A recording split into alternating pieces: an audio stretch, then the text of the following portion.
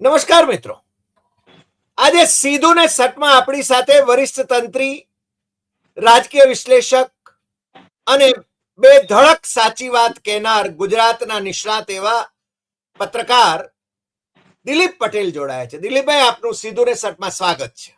આભાર હરિભાઈ, આપનો ખૂબ ખૂબ આભાર. દિલીપભાઈ વિશે જો કહેવાનું હોય તો દિલીપભાઈ ગુજરાતનો એન્સાઇક્લોપીડિયા છે.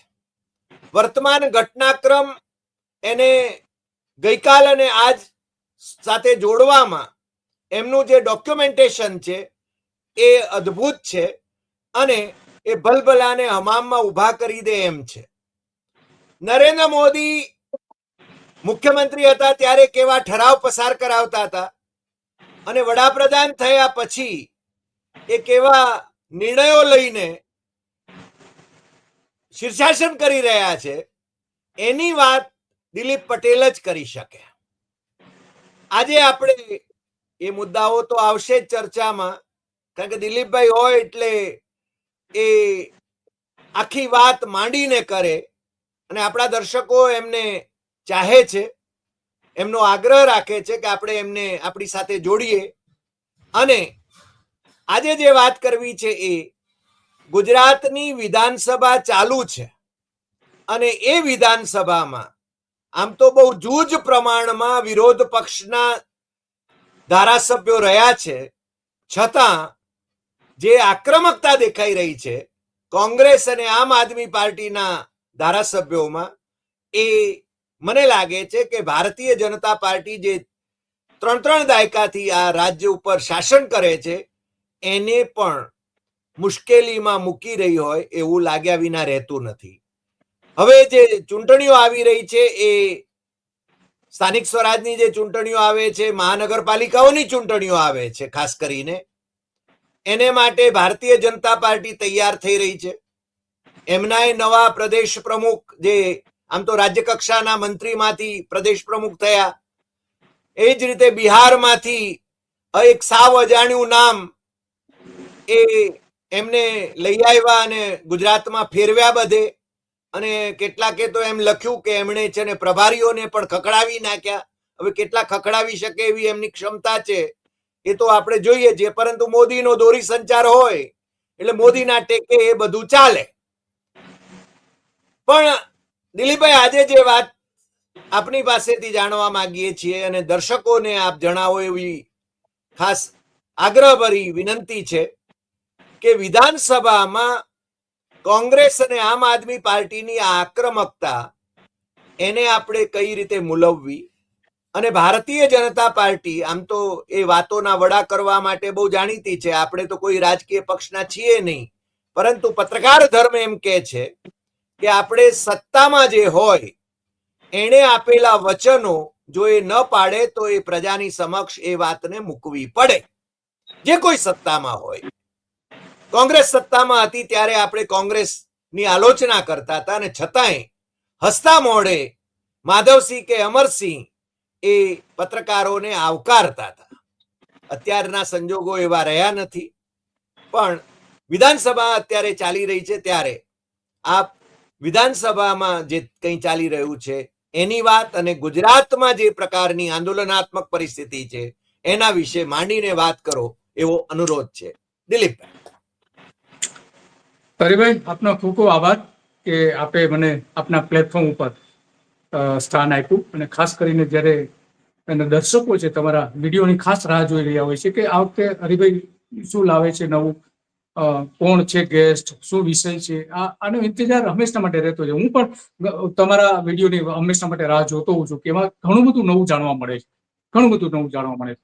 તો આ વિષય એવો છે હરિભાઈ કે વિધાનસભામાં જે થઈ રહ્યું છે, મેં વર્ષો સુધી વિધાનસભાનું કવરેજ કર્યું છે.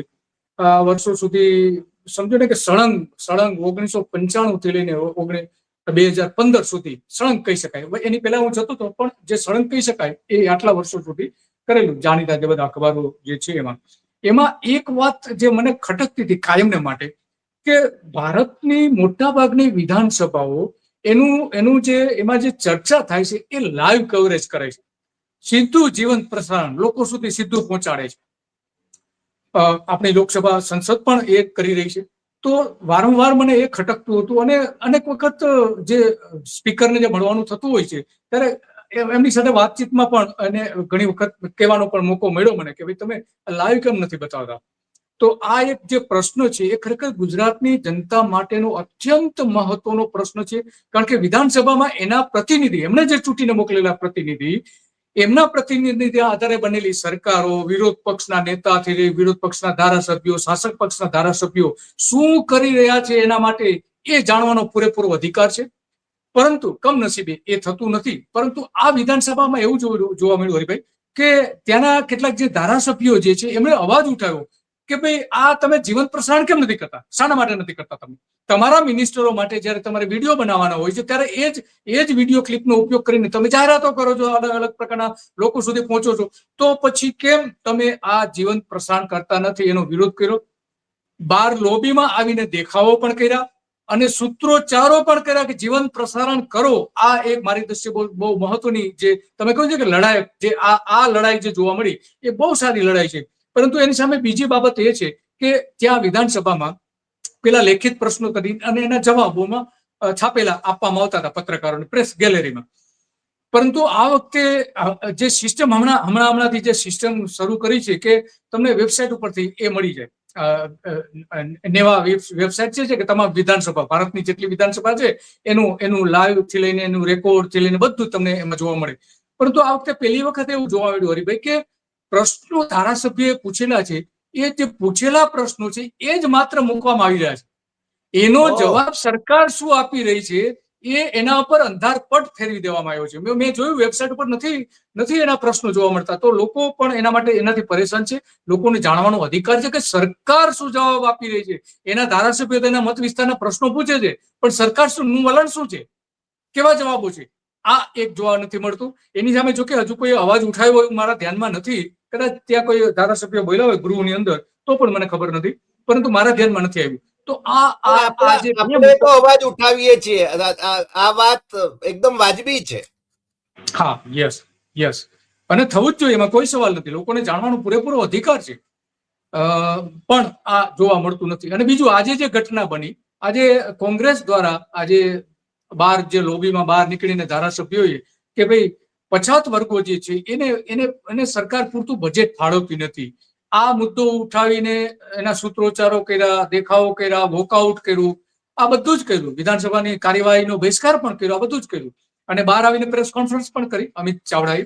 તો આજે જે થયું એ પણ એક એગ્રેસિવ ત્યાં દેખાય છે. ઓપોઝિશન જે પાર્ટી છે બે અલગ અલગ, એમાંની કોંગ્રેસ પણ એ દેખાઈ રહી છે. તો આવા તો ઘણા બધા મુદ્દાઓ છે, પ્રશ્નો ધારાસભ્યો સારામાં સારા પૂછી રહ્યા છે. ચૈતર વસાવાના પ્રશ્નો જુઓ તમે તો બહુ સરસ છે. એજ્યુકેશન, શિક્ષણને લગતા પ્રશ્નો એમને પૂછેલા છે, એના જવાબો પણ સારા છે. બીજું કે ગોપાલ ઇટાલિયાએ ગઈકાલે જે પ્રશ્ન પૂછેલો એને એવું કહ્યું કે વિધાનસભામાં એને જે પ્રશ્ન પૂછેલો કે આ જે પોલીસ રક્ષણ હેઠળ આ અલગ અલગ કંપનીઓ પોતાની વીજ લાઈન નાખી રહી છે, તો એ પોલીસ ત્યાં કયા આધાર ઉપર જઈ રહી છે? એના જવાબમાં સરકારે એવું કહ્યું કે ભાઈ અમે પૈસા લઈને ત્યાં પોલીસને જવા માટેનું મંજૂરી આપીએ છીએ. તો આ 12 કરોડ રૂપિયા માત્ર કચ્છમાં અને ગુજરાતમાં બધા થઈને 13 કરોડ રૂપિયા પોલીસને આ કંપનીઓ અને બીજા કેટલાક લોકોએ એ 13 કરોડ રૂપિયા ચૂકવા છે. હરિભાઈ, આ તો પહેલી વખત આપણે ભાડેથી મળે છે પોલીસ. અદાણી અને અંબાણીને એ નાણાં ચૂકવે એટલે એમને પોલીસ પ્રોટેક્શન મળે અને ખેડૂતો ઉપર અત્યાચાર પોલીસ કરે. આવી વ્યવસ્થા આપણી સરકાર કરવા માંગે છે, કરે છે, એવું એ જાહેરમાં કબૂલે છે. એનો અર્થ એ જ થયો. હા, તો અને પ્રોટેક્શન આપે છે હરિભાઈ, પ્રોટેક્શન માટે પૈસા ભરે છે, પ્રોટેક્ટ કરવાના છે. પ્રોટેક્ટ કરવાના બદલે ખેડૂતોને આખા ઉંચકીને પોલીસ સ્ટેશન લઈ જાય છે અને થાંભલો નખાઈ જાય. ગામોના ગામ ને છે ને એ જેલ બનાવી દે છે. હા, યસ, દરેક જગ્યાએ આવું થઈ રહ્યું છે. તો આ પ્રશ્ન મારી દ્રષ્ટિએ બહુ સારો હતો. બીજા ઘણા બધા એજ્યુકેશનને લગતા પણ સારા પ્રશ્નો છે. જિગ્નેશ મેવાણીના પ્રશ્નો ઘણા બધા સારા છે. તો આ જે પ્રશ્નો જે પૂછવામાં આવી રહ્યા છે એ બહુ ક્વોલિટી વાળા પ્રશ્નો છે, સારા પ્રશ્નો છે અને લોકહિતના પ્રશ્નો છે. તો આ એક બાબત મારી દ્રષ્ટિએ છે. આ 3 બાબતો એવી છે કે જે અત્યારની દ્રષ્ટિએ મારી દ્રષ્ટિએ જે એક સારું કામ કર્યું છે. જો કે આપણે જેની સાથે સહમત નથી એવું જે ભાગીને લગ્ન કરનારા ઉપર પ્રતિબંધ મૂકતો જે કાયદો મૂક્યો છે એ ભૂપેન્દ્ર પટેલનો સૌથી મોટામાં મોટી ભૂલ સાબિત થવાની છે. ઇતિહાસ એમને ક્યારેય માફ નહીં કરે, ક્યારેય માફ નહીં કરે. કારણ કે કોઈ પણ વ્યક્તિ, પુખ્ત મને કોઈ પણ વ્યક્તિ કોની સાથે લગ્ન કરવા એનો અધિકાર છે, કઈ રીતે લગ્ન કરવા એનો અધિકાર છે, પરંતુ એના પર આ સરકારે તરાપ મારી છે એ કોઈ પણ રીતે વાજબી નથી. આ વિધાનસભામાં સૌથી જે અત્યાર સુધીનું ખોટામાં ખોટું જો કામ થયું હોય, કાયદો પસાર કરવામાં આવ્યો હોય તો આ એક છે મારી દ્રષ્ટિએ. તો આવી બધી બાબતો છે હરિભાઈ. પણ મને લાગે છે કે દિલીપભાઈ આવો કાયદો પસાર થાય અને એટલે બિલ પસાર થાય પહેલા અને પછી જ્યારે રાજ્યપાલની પાસે એ અસેન્ટ માટે જાય, રાજ્યપાલ ઈચ્છે તો એ પ્રેસિડેન્ટને મોકલાવે એમના ઓપિનિયન માટે અને ત્યાંથી આવે અસેન્ટ આપે એટલે કે એને સંમતિ આપે, એ પછી એ કાયદો અમલમાં આવે. મને લાગે છે કાયદો અમલમાં આવે એના પછી એને જેને કોર્ટમાં ચેલેન્જ કરી શકાય અને બંધારણ બહુ સ્પષ્ટ છે, પુખ્ત વયની વ્યક્તિઓને એ અધિકારો મળે છે. એટલે હું માનું છું કે આવો કાયદો બનાવવામાં આવે તો પણ એ છે ને કોર્ટોની અંદર એ કાયદો રદ થઈ શકે એવી શક્યતા નકારી શકાય નહીં. અને છતાં મને લાગે છે કે આ વોટ બેંકની રાજનીતિને કારણે કદાચ વોટ બેંક કે નોટ બેંક, કારણ કે અલ્ટિમેટલી પક્ષ ચલાવવા માટે બંને જોઈએ છે, એટલે એમને રાજી કરવા માટે કે જો અમે તો કાયદો બનાવ્યો હતો પણ અદાલતોએ છે ને આ કાયદો રદ કર્યો, એવું એ કદાચ કે એવું બની શકે. રસ્તા ઉપર જે આંદોલનો થવા જોઈએ એ આંદોલનોમાં તમે કેવું માનો છો, શું ચાલી રહ્યું છે ગુજરાતમાં?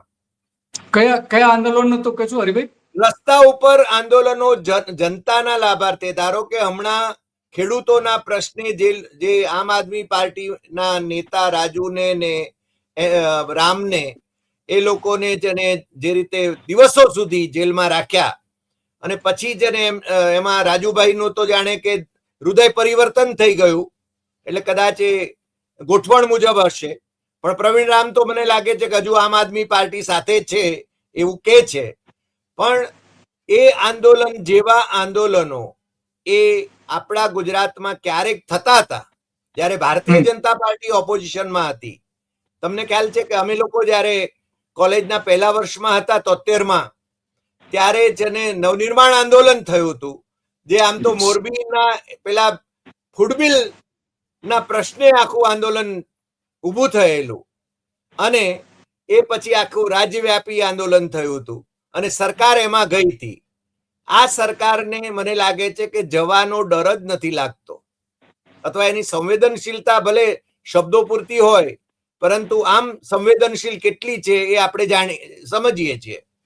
પણ ગુજરાતની પ્રજા સંતોષી હોય અને સુખી હોય એવું લાગ્યા વિના રહેતું નથી. તમને લાગે છે કે ગુજરાતની પ્રજામાં કોઈ અસંતોષ છે? એટલે તમે જે આંદોલનની વાત કરો છો એ આઈ થિંક કે હું એ સમજુ છું કે રાજ્યવ્યાપી આંદોલન એ નથી થતું, હકીકત છે, અને એમાં સંતોષ પણ દેખાઈ રહ્યો. પરંતુ હરિભાઈ, અત્યારે ગુજરાતમાં 112 ની આસપાસ નાના મોટા આંદોલનો ચાલી રહ્યા છે. અત્યારે સ્ટીલ ટુડે 112 જેટલા. એમાંથી મોટા ભાગના તો મેં અમારી ટીવી ચેનલ છે એમાં કાર્યક્રમો પણ કર્યા છે કે નાના લેવલ ઉપર, સ્થાનિક લેવલ ઉપર લોકો લડતા હોય, આંદોલનો કરતા હોય એ પ્રકારના. તો આ જે ચાલે છે આંદોલન, એમાં સૌથી વધારે કોઈ જો આંદોલન ચાલતો હોય તો જમીનને લગતા છે. ખેડૂતોની જમીન હોય, સરકારી જમીન હોય કે ગૌચર જમીન હોય. તો આ જમીનને લગતા અત્યારે આંદોલનો કરનારા ઘણા બધા લોકો છે અને એ બધાને સંયુક્ત રીતે કોઈ એક પ્લેટફોર્મમાં ભેગા કરીને આખું રાજ્યવ્યાપી આંદોલન કરી શકે એવું કોઈ મુવમેન્ટ દેખાતી નથી, અત્યારે કોઈ દેખાતી નથી. જે કંઈ થોડા ઘણા આંદોલનો થયા છે, એગ્રેસિવ આંદોલન, એ ટ્રાઇબલ વિસ્તારમાં થયા છે. ચેતર વસાવા અને બીજા જે આદિવાસી આગેવાનો જે છે એ બધા સાથે મળીને ત્યાં કરેલા છે અને એમાં એને સફળતા પણ મળી છે. એમાં એનો કોઈ ઇનકાર થઈ શકે એમ નથી. પણ આખા રાજ્યમાં માનો કે એક જ ઉદાહરણ આપણે આપી શકીએ કે અત્યારે વીજ લાઈનો જે નાખવામાં આવી રહી છે ખાનગી કંપનીઓની, અદાણીથી લઈને બીજી એક કંપની કે જેનું નામ લઈ શકું એમ નથી અત્યારે, તો આ જે કંપનીઓ જે છે એ કંપનીઓ વીજ લાઈન નાખી રહી છે, એમાં ખેડૂતોને પૂછ્યા વગર, ખેડૂતોને જાણ કર્યા વગર, કાયદાઓનો સરેઆમ ભંગ કરીને ખેડૂતોની માલિકીની જમીનમાં આ બધી જ વીજ લાઈનો નાખવામાં આવી રહી છે. ખરેખર એને વળતર આપવા માટે સરકારે એના એસઓપી બનાવવી પડે, એના નિયમો બનાવવા પડે કે કેટલું વળતર આપવું.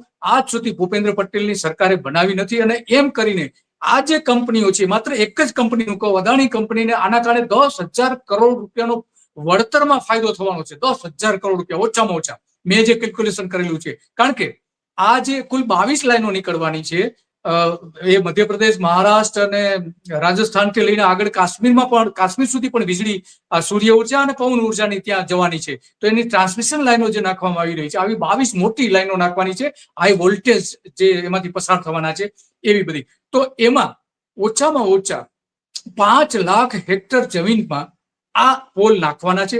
અને એના કારણે 15 લાખ ખેડૂતોને અસર થઈ રહી છે. જો આ પ્રશ્ને વ્યવસ્થિત રીતે કોઈ એક રાજકીય પક્ષ કે ખેડૂત સંગઠનો એને જો ઉપાડે તો આમાં ઘણું બધું થઈ શકે એમ છે. પૂરેપૂરી શક્યતાઓ છે. આખા ગુજરાતના ખેડૂતો એની સાથે જોડાઈ શકે એમ છે. ગઈકાલે જ ઉત્તર ગુજરાતમાં, પરમ દિવસે ઉત્તર ગુજરાતમાં પણ આ જ રીતે પાલ આંબલિયાલથી લઈને જયેશ પટેલથી લઈને ત્યાં સ્થાનિક લોકોએ જે વિરોધ કર્યો હતો, સ્થાનિકના ધારાસભ્યથી લઈને, અને ત્યાં જે આ ગામમાંથી જે લાઈન પસાર થઈ રહી છે એની સામે અવાજ ઉઠાવ્યો. તો ત્યાં એના જે નોટિફિકેશન ઇસ્યુ કરવામાં આવ્યા છે, જાહેરનામાઓ, એ જ કાયદા વિરુદ્ધના છે. તો આવા ઓછામાં ઓછા 12 જિલ્લા કલેક્ટરો આ કાયદાઓનો ભંગ કરીને આ તમામ પ્રકારની મંજૂરીઓ આપવામાં આવી રહી છે. તો આ એક મોટો, એટલો ગુજરાતનો એટલો સૌથી મોટો ઇસ્યુ છે કે જેના ઉપર રાજ્યવ્યાપી આંદોલન થઈ શકે એમ છે. પરંતુ હાવ ખબર નહીં કેમ આ નથી કરવામાં આવતું, મને સમજ નથી પડતી. તમારી વાત સાથે હું એકદમ સંમત છું. આ એટલા માટે કરવામાં નથી આવી રહ્યું કે આ પાર્ટીઓને ફંડ જોઈએ છે, અને ફંડ છે ને આજ લોકોની પાસેથી લેવા જાય છે. મારા ગામ ખેરાળુના ભારતીય જનતા પાર્ટીના એક નેતા રહેલા, હવે છે ને એ ભારતીય જનતા પાર્ટીમાં છે કે નહીં મને ખબર નથી, પરંતુ એમણે મને હમણાં કહ્યું કે આપણે કચ્છમાં છે ને આ પોલ નાખવા માટેના કોન્ટ્રાક્ટ ને જમીનો અપાવીએ છીએ, એટલે છે ને આપણો ધંધો ચાલે છે. તમે સમજ્યા? એટલે બધાના એમાં આવ ભાઈ હરખા, આપણે બે સરખા, આ જ ખેલ ચાલી રહ્યો છે. અને એમાં છે ને કોંગ્રેસના કોન્ટ્રાક્ટરો પણ સંડોવાયેલા છે. તમને ક્યાં ખબર નથી? તમે તો એના પર એપિસોડ પણ કર્યા છે. ધારો કે સૌરાષ્ટ્રની અંદર, કચ્છમાં કોંગ્રેસ હોય કે બીજેપી હોય કે આમ આદમી પાર્ટી હશે, મને લાગે છે કે એના માણસો. અને બીજું, મનરેગાના કૌભાંડોમાં જે ચૈતરે જે કૌભાંડો કાઢ્યા, કે ઇવન આણે અમિત ચાવડાએ જે કૌભાંડોની વાત કરી જેમાં મિનિસ્ટર સંડોવાયેલા હતા, તો એમાં કોંગ્રેસનો જ એક લોકસભાનો ઉમેદવાર હતો, એ એની અંદર સંડોવાયેલો હતો. એટલે આમાં કોણ નથી સંડોવાયેલું? પ્રશ્ન આ છે. અને ફંડિંગ મેળવવા માટે આ લોકો જયારે આ લોકોની પાસે જ કુર્નિશ બજાવતા હોય તો પછી કયા મોઢે લોકો આંદોલન કરવાના? સાહેબ, ગુજરાતની પ્રજાને જો ન પડી હોય અને રાજુભાઈ જેવા આંદોલન કરીને 100 ને કઈ ઉપરના દિવસ જેલમાં રહ્યા હોય અને પછી હૃદય પરિવર્તન થઈ જતું હોય એમનું, તો ખેડૂતો પણ છે ને એ છેતરાયાનો અનુભવ કરે, પછી બીજી વખત એ ક્યાંથી એની હાથે જોડાય? પ્રશ્ન આ છે. મને લાગે છે જયેશ પટેલનું કામ જે સાઉથમાં થયું બુલેટ ટ્રેનના સંદર્ભમાં, મને લાગે છે એમણે જે વળતર અપાવડાવ્યા છે, જો હું ભૂલતો ન હોઉં તો, તમને કદાચ એનો વધારે અભ્યાસ હશે, એ પેટર્ન, એ ફોર્મ્યુલા એ આ ખેડૂતોને કેમ લાગુ નથી પડતી? બીજું, હાઈ ટેન્શન વાયર જ્યાંથી પસાર થતા હોય એ ખેડૂતોની જિંદગી એમાં છે ને જોખમમાં મુકાય છે, પ્રાણીઓની જિંદગી જોખમમાં મુકાય છે, અને એમાં જે પાક લેવાય એ પાક પણ બરબાદ થઈ જાય છે. તો આ કયા પ્રકારનું શાસન છે? મુશ્કેલી તો આ છે સાહેબ. વાત સાચી છે. અને જ્યાં જ્યાં આ લાઈનો નખાઈ રહી છે એમાં મોટા ભાગના કોઈક ને કોઈક પક્ષના રાજકીય આગેવાનો એને પીઠ પાછળ છે, એમને જ આ કોન્ટ્રાક્ટ આપવામાં આવી રહ્યા છે. ગુજરાતના 26 લોકસભાના સભ્યો જે છે, ગુજરાતમાંથી ચૂંટાઈને ગયેલા હોય એવા, એ 26 માંથી 25 ભારતીય જનતા પાર્ટીના છે. એક પણ સંસદ સભ્યએ આની સામે અવાજ ઉઠાવ્યો નથી. માત્ર ગેનીબેન પરમ દિવસે આ જે એના વિસ્તારમાં ખેડૂતોનો જે પ્રશ્ન ઉભો થયો તો એ કલેક્ટરની કચેરી સમક્ષ એમણે રજૂઆતો કરી.